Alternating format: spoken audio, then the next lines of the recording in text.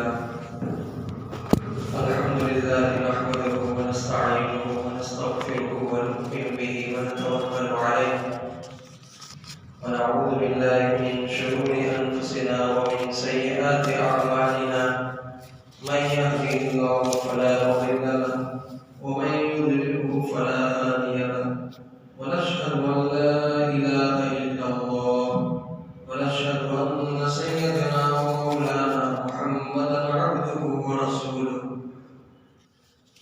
أما بعد أعوذ بالله من الشيطان الرجيم بسم الله الرحمن الرحيم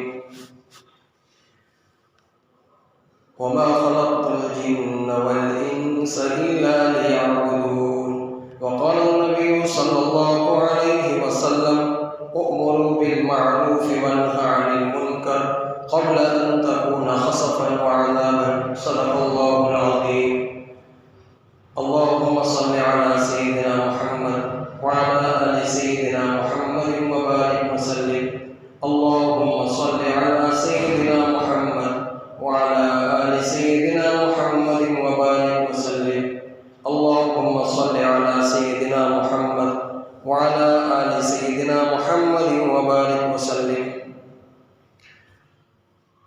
میرے محترم دوستو بزرگ اللہ جل جلالہ وعظم جلالہ کا بہت بڑا احسان ہوا، بہت بڑا کرم ہوا، بہت بڑا فضل ہوا کہ اس نے ہمیں اس کے گھر میں آنے کی توفیق عطا فرمائی۔ یہ اللہ کے فضل کے ساتھ، اللہ کے کرم کے ساتھ ہم پر احسان۔ ورنہ آج کے دن میرے بھائیوں، ہزاروں لوگ، لاکھوں لوگوں کی تمنا ہوگی، خواہش ہوگی، امید ہوگی کہ ہم اللہ کے گھر میں جا کر اللہ کے سامنے سجدہ کریں، ہم اللہ کے گھر میں جاویں اور جمعہ کی نماز ادا کریں۔ کتنے لوگوں کی خواہش تمنا ہوگی، لیکن میرے بھائیوں بیچارے گزر میں ہوں گے، کوئی دواخانوں میں ہوگا، کوئی کارخانوں میں ہوگا، کوئی سفر میں ہوگا، کوئی بیماریوں میں ہوگا، کوئی ایسے جمیلوں میں ملوث ہوگا جس کی وجہ سے وہ نکل نہیں پایا ہوگا، اللہ نے ان کو توفیق نہیں دی، لیکن اللہ نے ہم پر کرم فرمایا کہ اس نے اس کے گھر میں آنے کی توفیق عطا فرمایا۔ یہ اللہ کا کرم ہے میرے بھائی، ایمان والوں کے ساتھ اللہ کا کرم ہوتا ہے، اور کائنات میں سب سے بڑی دولت ایمان ہے۔ اللہ کی نعمتوں میں، ساری نعمتوں میں اگر کوئی قیمتی نعمت ہے وہ ایمان ہے، جس کو اللہ نے مسلمان بنایا وہ کائنات میں سب سے زیادہ قیمتی۔ حدیث پاک میں آتا ہے جس کا خلاصہ کہ ایک اللہ کہنے والا باقی رہے گا، اللہ دنیا کو باقی رکھے گا، ایک ایمان والا باقی رہے گا، کائنات کو اللہ باقی رکھے گا۔ وقت پر سورج نکلے گا، وقت پر بارش برسے گی، وقت پر زمین سے غلہ نکلے گا، ساری خدا کی خدائی ایک ایمان والے پر منحصر ہے کہ ایک ایمان والا باقی رہا، اللہ سارے نظام کو باقی رکھے گا۔ اللہ کا فضل ہے کہ ہم کو مسلمان بنایا، بہت بڑا فضل۔ ورنہ آج کی شام تک دنیا سے ہزاروں لوگ چلے جائیں گے، ہزاروں لوگ کبھی واپس نہیں آئیں گے، ایسے جائیں گے کہ ان کو یاد رکھنے والے بھول جائیں گے، ان کے نام لینے والے بھول جائیں گے، ان کا کھانے والے بھول جائیں گے، اور ان میں جانے والوں میں ایسے لوگ بھی جائیں گے، وزراء بھی ہوں گے، امیر بھی ہوں گے، غریب بھی ہوں گے، ڈاکٹر بھی ہوں گے، انجینئر بھی ہوں گے، بیمار بھی ہوں گے، صحت مند بھی ہوں گے۔ آج کی شام تک جس کی لکھی وہ چلے جائیں، لیکن میرے بھائیوں ان جانے والوں میں خوش نصیب وہ آدمی ہوگا جس کے پاس ایمان ہو، جو مسلمان ہو، جو ایمان والا ہو، جس نے اپنے ایمان کی حفاظت کی ہو، اپنے ایمان کو بنانے کی، بچانے کی فکروں میں وہ زندگی پر لگا ہوگا، اس نے موت کے وقت کلمہ پڑھا ہوگا، موت کے وقت اس کا ایمان محفوظ ہوگا۔ اللہ تعالیٰ بھلے وہ غریب ہے، کائنات کا کوئی نقشہ اس کے پاس نہیں، کوئی سہولت نہیں، لیکن اللہ اس کو کامیاب کرے، اللہ اس کو کامیاب کرے۔ حدیث پاک میں آتا ہے جس کا خلاصہ کل قیامت کے دن اللہ تعالیٰ دو بندوں کو بلائیں، ان دو بندوں میں سے ایک بندہ ایسا ہوگا کہ اس بندے پر اللہ نے دنیا کی ساری نعمتوں کو نچھاور کیا، ہر نعمت اس کو ملی، اس کو مال ملا، اس کو صحت ملی، اس کو علم ملا، اس کو سارے نقشے کامیابی کے ملے، دنیا کے کامیابی کے۔ اس آدمی کو بلائیں گے اللہ، لیکن اس کو ایمان نہیں ملا ہوگا، اس آدمی کو بلائیں گے اور فرشتوں سے کہیں گے کہ میرے اس نالائق بندے کو جہنم کی سیر کروا کے آؤ۔ فرشتے اس کو لے جائیں گے، فرشتے اس کو لے جائیں گے جہنم کے اندر، گوتا لگائیں گے، گوتا۔ فرشتوں کو حکم ہوگا کہ اس کو گوتا لگاؤ جہنم، فرشتے اس کو لے جا کر گوتا لگائیں، جہنم کا عذاب چکھائیں، معمولی عذاب۔ اس کے بعد اللہ کے سامنے اس بندے کو پیش کر دیں گے فرشتے۔ اللہ تعالیٰ اس بندے سے پوچھے گا، میرے بندے تو بتا، تجھے دنیا میں میری طرف سے کوئی نعمت ملی تھی؟ میری طرف سے کوئی نعمت تجھے ملی تھی؟ وہ بندہ خدا کی قسم کھا کر کہے گا کہ خدا کی قسم باری تعالیٰ مجھے دنیا میں تیری طرف سے کوئی نعمت نہیں ملی۔ حالانکہ دنیا میں اس نے کیسی زندگی گزاری؟ دنیا کے سارے نقشے اس کے پاس موجود ہیں، مال کی کمی نہیں، اولاد کی کمی نہیں، صحت کی کمی نہیں، اس کی زبان ایسی چلتی کہ لوگ اس کے اشارے پر کام کر رہے ہیں، دنیا کی ساری نعمتیں اس کے پاس موجود ہیں، لیکن اللہ کے عذاب کو چکھنے کے بعد دنیا کی ساری نعمتیں وہ بھول جائیں۔ اللہ نے عذاب کو اتنا سخت بنایا جہنم، کتابوں میں آتا ہے کہ ناخن کے برابر اگر جہنم سے آگ نکال کر دنیا میں ڈال دی جائے یہ دنیا راکھ ہو جائے۔ اتنی خطرناک جہنم اللہ نے بے ایمانوں کے لیے بنائی۔ تو اللہ کا فضل ہے میرے بھائیوں، ہم سب کو مسلمان بنایا، ایمان عطا فرمایا اور ایسے عالی شان عالی عظیم محنتوں میں ہمیں لگایا جس کی برکت سے اللہ نے اس کے گھروں کو آباد کیا، جس کی برکت سے اللہ نے دعوت و تبلیغ کی برکت سے اللہ نے ان کے گھروں کو آباد کیا، اتنی عالی شان محنت۔ تو یہ بندہ دنیا کی ساری نعمتوں کو بھول جائے گا، دوسرے بندے کو اللہ بلائیں گے، اس بندے کے بارے میں اللہ تعالیٰ فرمائیں گے کہ میرے بندے کو جنت کی سیر کروا کے آؤ۔ وہ بندہ کیسا ہوگا میرے بھائی؟ ہم سب کی بہت اچھی حالت ہے الحمدللہ، اللہ کا فضل ہے کہ ہمارے پاس ہر نعمت موجود ہے، لیکن وہ بندہ کیسا ہوگا؟ کتاب میں نقشہ کھینچا کہ آنکھوں سے اندھا ہوگا، کانوں سے بہرا، ہاتھوں سے لولا، پیروں سے لنگڑا، زبان سے گونگا، جسم کا کوئی حصہ صحیح سالم نہیں، لیکن اس بندے کے بارے میں اللہ کہیں گے کہ میرے بندے کو جنت کی سیر کروا کے آؤ۔ اس بندے کو جنت کی سیر اس لیے کروائی جائے گی لیکن اس کے سینے میں ایمان کا نور ہوگا، ایمان ہوگا، کلمہ اس نے پڑھا ہوگا اور موت تک اس نے اپنے ایمان کو بچانے کی بنانے کی محنت کی ہوگی۔ اللہ تعالیٰ موت کے وقت اس کو کلمہ نصیب فرمائے گا، وہ کلمہ اللہ کے سامنے پیش کر دے گا، وہ بندہ اس کلمے کی وجہ سے اللہ تعالیٰ جنت کی اس کو سیر کروائیں گے۔ اس بندے کو جنت کی سیر کروانے کے بعد فرشتے اس کو اللہ کے سامنے پیش کریں گے، اللہ تعالیٰ اس بندے کے براہ راست پوچھے گا، میرے بندے تو بتا تجھے دنیا میں میری طرف سے کوئی تکلیف پہنچی، کوئی دکھ پہنچا؟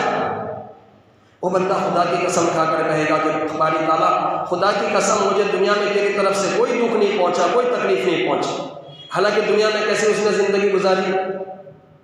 آنکھوں سے معذور ہے، آنکھوں سے اندھا، کانوں سے بہرا، ہاتھوں سے لولا، پیروں سے لنگڑا، زبان سے گونگا، جسم کا کوئی حصہ صحیح سالم نہیں، ہر عضو میں بیماری لگی ہوئی ہے، لیکن اس کے سینے میں ایمان کا نور ہوگا، ایمان کی محنت کرتے کرتے اس نے اپنے ایمان کی حفاظت کی ہوگی، موت آئی کلمے کے ساتھ دنیا سے گیا، اس کی وجہ سے دنیا کے سارے دکھوں کو بھول جائے، اللہ کی نعمتوں کو دیکھے گا میرے بھائی۔ تو اللہ نے ہمیں نوازا ہے میرے بھائی، اللہ نے ہمیں نوازا ہے، ہم معمولی نہیں ہیں، اللہ نے ہمیں مقام عطا فرمایا اسی محنت کے لیے کہ ایک ایک اللہ کا بندہ اپنی زندگی ایمان کے ساتھ گزارے اور موت آوے تو کلمے کے ساتھ اللہ کے پاس جاوے۔ اسی محنت کے لیے اللہ کو مسلسل 1,24,000 انبیاء علیہ السلام کو بھیجنا پڑا، اللہ کا تعارف کرانے کے لیے کہ کرنے دھرنے والی ذات ایک اللہ، تنے تنہا کی، تنے تنہا ایک اللہ۔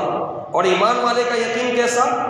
اتنا پکا ایمان ہمارا ہونا چاہیے میرے بھائی اور دوست بزرگوں، ہمارا اللہ اتنا مضبوط، اتنا قوی، اتنا پاورفل، اللہ کی ذات پر یقین کی بنیاد اتنی مضبوط ہمیں ہونی چاہیے کہ 3,000 روپے کا بھی ایک دانہ گیہوں کا ہو جائے، 3,000 روپے کا، 3 لاکھ 3 کروڑ کا، پھر بھی مجھے یقین یقین ہو کہ میرا اللہ مجھے کھلائے. کون کھلائے گا ہمیں؟ کون کھلائے گا؟ اللہ کی ذات کھلائے. لاک ڈاؤن میں کس نے کھلایا؟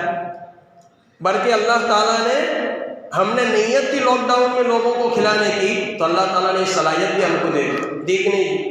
ہم نے دھندا نہیں کی، کاروبار نہیں کی، لیکن دوسروں کے گھروں میں ہم نے اناج کو پہنچایا. اللہ کی ذات پر جس کو یقین ہوتا ہے اللہ تعالیٰ غیب سے اس کی شکل صورتیں پیدا کرتا ہے. تو اسی کام کے لیے اللہ نے 1,24,000 انبیاء علیہ السلام کو بھیجا. بار بار انبیاء علیہ السلام تشریف لائے ایک ہی بات کے لیے، اے لوگوں کلمہ پڑھ لو، اللہ کی مانو، اللہ کے نبی کی مانو. اسی بات کے لیے انبیاء علیہ السلام تشریف لائے. اللہ کو کیا غرض تھی؟ اللہ کو کوئی فائدہ نہیں تھا میرے بھائی. فائدہ ہمارا تھا. ہمیشہ ہمیشہ کی جہنم سے بچانے کے لیے اللہ نے اتنا عظیم احسان فرمایا کہ ایسے لوگوں کو انتخاب کیا، منتخب کیا جو کبھی گناہ نہیں کر سکتے، کبھی گناہوں کا تصور نہیں. ایسے لوگوں کو ہم پر مبعوث فرما کر اللہ کے انبیاء علیہ السلام نے ہمیں بتایا کہ اللہ ایک ہے. اللہ نے ہمیں پیدا کیا اور اللہ نے جو زندگی دی اس کی ہمیں کل قیامت کے دن پوچھ ہوگی. اور اس کے بعد ہمیں جو زندگی دی، جس زندگی میں ہم نے جو کچھ کیا اس کا حساب کتاب، یہ بتانے کے لیے انبیاء علیہ السلام آئے. لیکن انسان کیسا ہے؟ بھلک کر ہے، ظلوماً جہولا.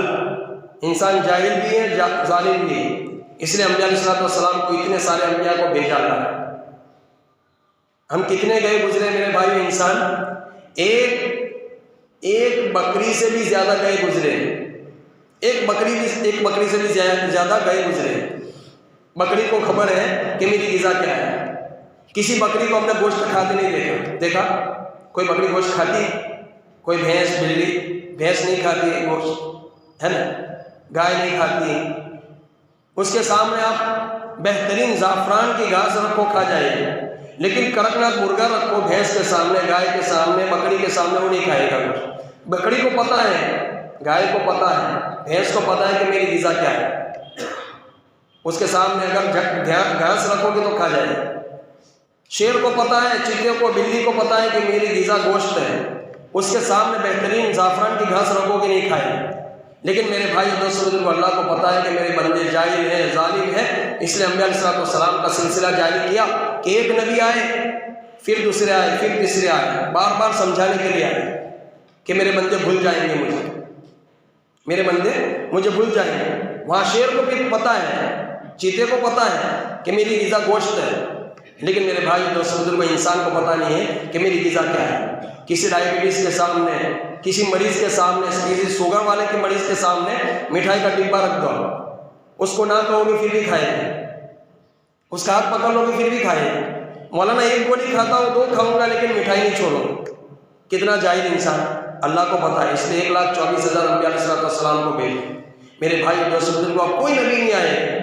سب سے اخیر میں ہمارے نبی آئے، سب سے اخیر میں.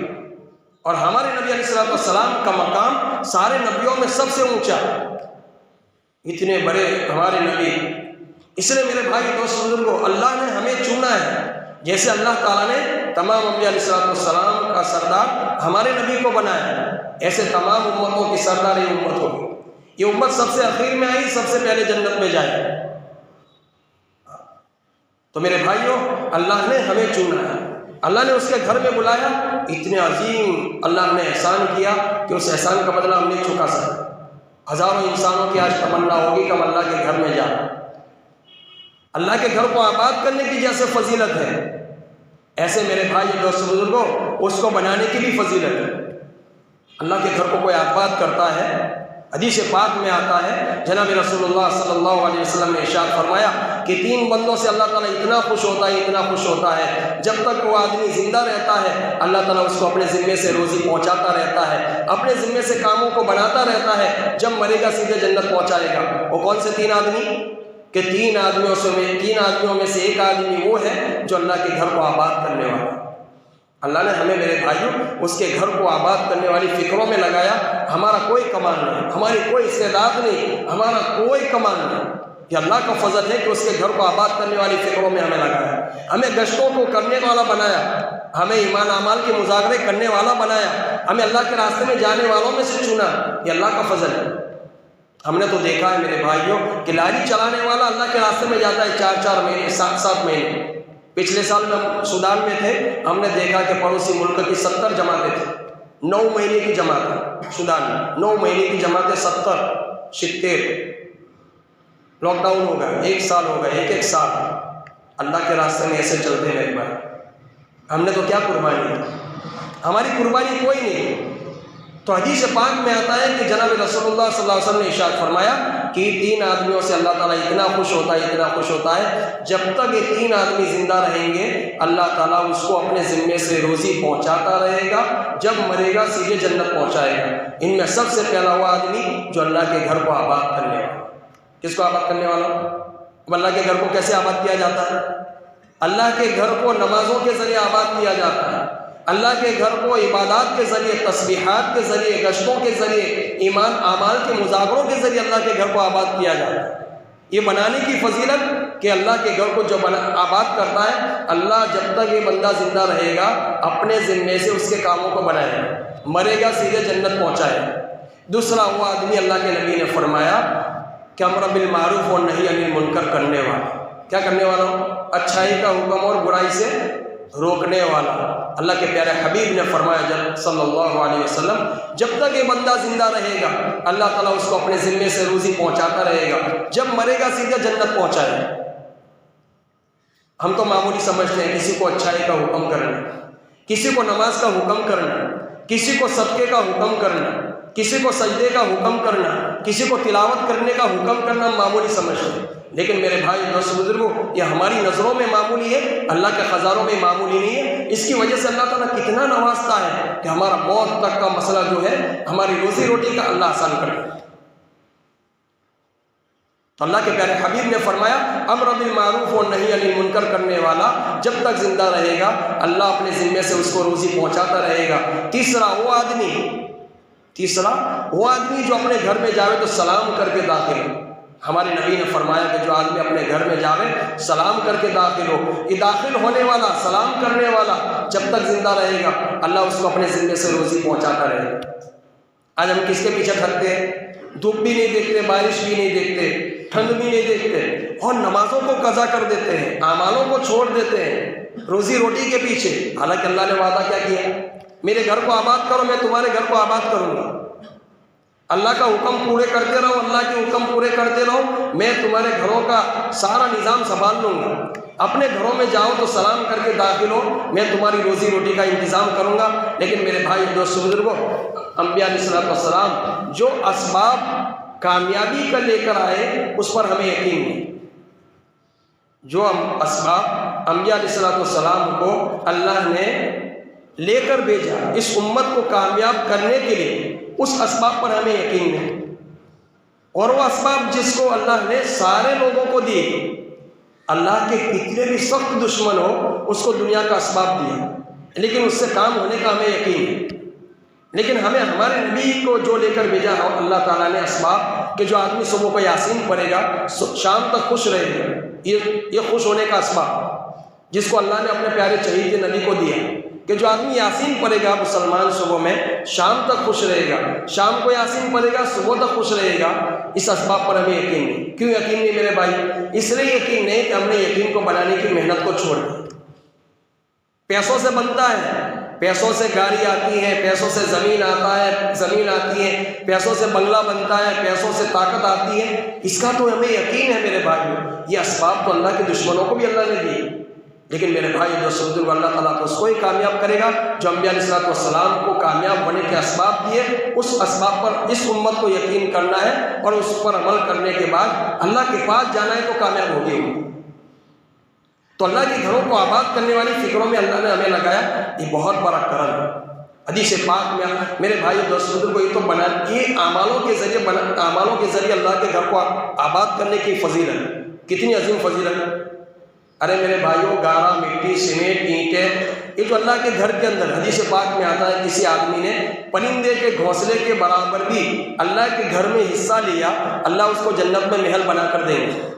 یہ حدیث کس کے پیچھے؟ گارا، مٹی، اینٹ، سیمنٹ، اس کے پیچھے پرندے کے گھونسلے کے برابر۔ اگر کسی نے حصہ لیا اس پر اللہ تعالیٰ نے یہ وعدہ کیا کہ اس کو جنت میں محل بنا کر دیں گے۔ دوسری حدیث میں ہے جس آدمی نے اللہ کا گھر بنایا اس کو اللہ جنت میں محل بنا کر دیں گے۔ یہ دو حدیث، ایک گارے مٹی کے پیچھے لگنے والی، یہ دو حدیث۔ یہ تو ختم ہو جائے گا میرے بھائی، لیکن اعمال ختم نہیں ہوگا۔ ایک بیان سنا میں نے آج سے 7 سال پہلے، مولانا طارق جمیل صاحب، ایمان تازہ کر دے ایسا واقعہ۔ مولانا فرماتے ہیں کہ سعودی میں ایک آدمی نے اللہ کا گھر بنایا۔ اس حدیث کو اس نے سنا کہ جو آدمی اللہ کا گھر دنیا میں بنا لے اللہ تعالیٰ اس کو جنت میں محل بنا کر دیں گے۔ اس شیخ نے یہ حدیث کو سنا، اس نے سوچا کہ لاؤ ایک اللہ کا گھر بنا دو، یعنی مسجد بنا۔ اس آدمی نے مسجد بنائی، بہت عالیشان خوبصورت، لاکھوں ریال اس میں لگائے۔ ایک مرتبہ وہ آدمی سویا ہوا ہے، فرشتے اس کو لینے آئے۔ اس آدمی سے کہا کہ تمہیں جنت میں لے جانا ہے، اللہ نے حکم کیا ہے کہ تمہیں تمہارا محل دکھا۔ کہا کیوں؟ کہ تم نے جو مسجد بنائی اس کے عوض میں اللہ نے جو تمہیں محل دیا ہے اس کو بتانے کا ہمیں حکم دیا۔ فرشتے اس کو لے گئے، جنت میں اس کو اس کا محل دکھایا، عالیشان، خوبصورت، حسین۔ اس آدمی نے افسوس کیا، کاش کہ میں اور ریال لگا لیتا، اور پیسے لگا لیتا تو مجھے اور حسین خوبصورت محل اللہ دیتا۔ خیر، وہ آدمی اپنے محل کو دیکھ کر نکلا، سامنے اسی طرح سیم دوسرا محل اس نے دیکھا۔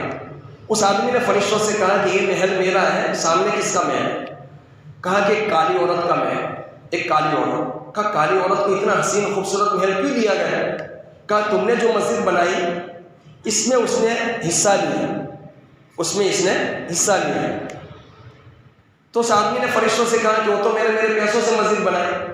تو فرشتوں نے کہا کہ نہیں، ایک کالی عورت کا اس کے اندر حصہ لگایا۔ وہ آدمی خواب سے بیدار ہوا، سر پکڑ کے بیٹھ گیا کہ یہ تو میں نے میرے پیسوں سے مسجد بنائی، کون چندہ دینے آ گیا، کون حصہ لے گیا؟ سارے اسٹاف کو بلایا، کسی نے نہیں بتایا کہ اس نے کچھ دیا۔ ایک مزدور نے کہا کہ شیخ میں اللہ کے گھر پر چڑھ کر پانی پلا رہا تھا، میرے ہاتھ سے بالٹی گری، ٹوٹ گئی۔ ایک عورت گزر رہی تھی، کہا بیٹا تو اللہ کے گھر کو پانی پلا رہا ہے، تیری بالٹی گر گئی، ٹوٹ گئی، میری بالٹی استعمال کر لے۔ میں نے کہا کہ شیخ نے منع کیا، پھر بھی دے کر چلے گئی۔ اس شیخ نے کہا کہ اس عورت کو ڈھونڈو۔ اس عورت کو ڈھونڈا، ایک محلے میں ملی۔ شیخ بنفس نفیس اس عورت کے پاس گیا، کہا کہ اماں جی فلاں محلے میں مسجد بن رہی تھی، آپ نے جو ڈول دی تھی اس کا بدلہ، اس کا ثواب مجھے 5 ریال میں دے۔ کتنے ریال؟ 5 ریال۔ وہ جنت دیکھ کر آیا تھا، وہ شیخ کیا دیکھ کر آیا تھا؟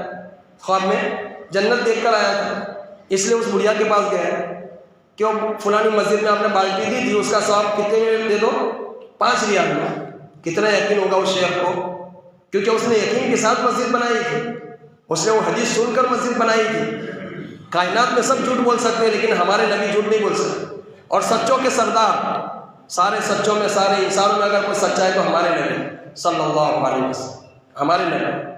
اللہ نے اس پیارے شہید نبی کی امت میں ہم کو پیدا فرمایا۔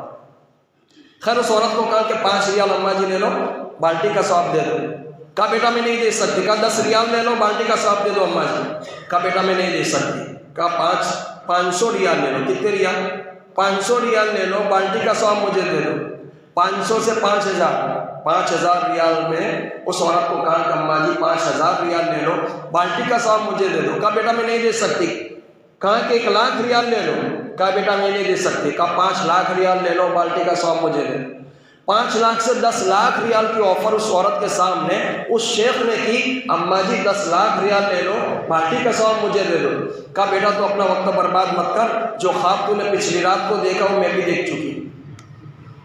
یہ گارے مٹی پر لگا ہوا پیسہ، گارے مٹی پر، یہ ہمیں لگتا ہے کہ ختم ہو جائے گی مسجد، نہیں میرے بھائیو، یہ ختم نہیں ہوگا۔ یہ بیت اللہ کی بیٹی ہے، جنت میں جائے گی، اور جس نے بھی اس کو آباد کیا اس کو جنت میں لے جا کر چھوڑے گی۔ یہ مسجد یہ ہے، ایک بالٹی کا ثواب اس نے خواب دیکھا تو کہہ 10 لاکھ ریال لے لو۔ کہا بیٹا تو اپنا وقت برباد مت کر، تو چلا جا، جو خواب تو نے پچھلی رات کو دیکھا وہ میں دیکھ چکی ہوں، تو مسجد بھر کر بھی ریال دے گا میں نہیں دوں گی بالٹی کا ثواب۔ یہ میرے بھائیوں یہ مٹی کی آنکھیں ہماری، کیسی آنکھیں؟ مٹی کی آنکھیں۔ حقیقی آنکھیں کھلے گی تو پتہ چلے گا کہ اللہ کے گھر میں سجدہ کرنے کی کتنی بڑی فضیلت ہے۔ گھارے مٹی پر لگنے کا یہ اجر ہے تو جب اعمالوں کے ذریعے اللہ کے گھر کو آباد کیا جائے گا تو اللہ تعالیٰ کتنا خوش ہوگا میرے بھائی۔